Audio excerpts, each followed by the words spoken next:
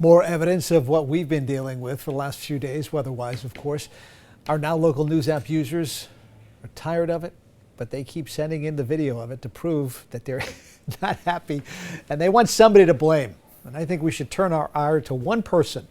Storm Tracker Chief Meteorologist Jeff Bansett. You got to blame. There he is. Get out of that screen. I'm going away. Nobody wants to see you right now. But you do have good news in the forecast and really delivering for us on April 8th. Listen, the odds were stacked against us, and we are coming through, and the timing is working out in our favor. Yes, we got to get through this yucky end of the week, but it'll all be worth it.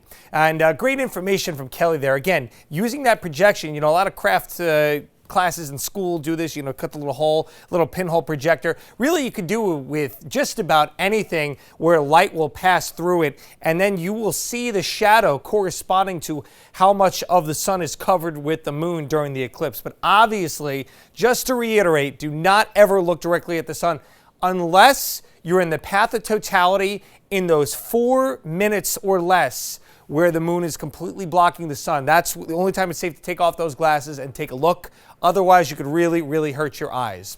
So some good information there. Thank you to Kelly for showing us that really cool stuff. And there's our storm right now. We've got two separate parts of the storm. You've got this was the origin of the storm, if you will. And this is sort of, just going to kind of wrap around and see these showers pinwheeling around this, but we've got a developing secondary low here, and this energy also kind of eventually transitions to this low. So as that happens, you're going to get that real strong wind flow coming off the water, an onshore flow, and you can see the isobars wrapping around it. It's indicating that the storm is strengthening. That'll give us a wind gradient. Also, you look at where the wind is coming from and how that low is moving just almost directly along the coastline here. We're talking wind and coastal flooding. Even as the rain tapers off tomorrow, it's going to be snow for northern New England at that point. And then, the storm weakens a little bit. We're going to have high pressure that will try to eventually push us out of here, but it is slow to do so. So expect mostly cloudy skies Friday, Saturday, and maybe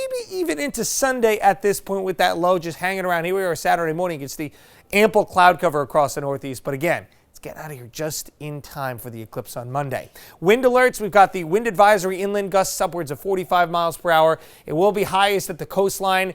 There could be some spotty power outages there, but again, these are areas that are a little bit better designed to withstand some of those higher winds there.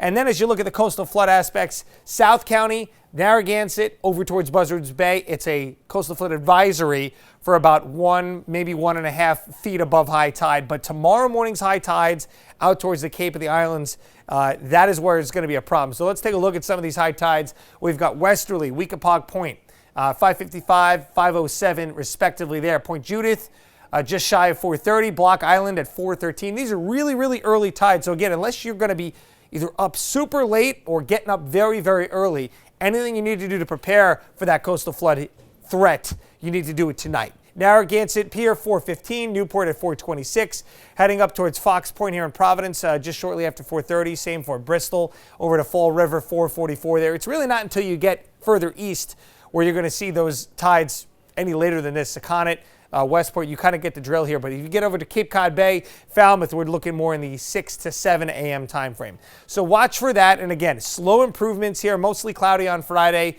but dry. At least I guess that's good. 47, it'll be a tad warmer out there. Saturday, we got the threat of showers. It's probably a mostly dry day.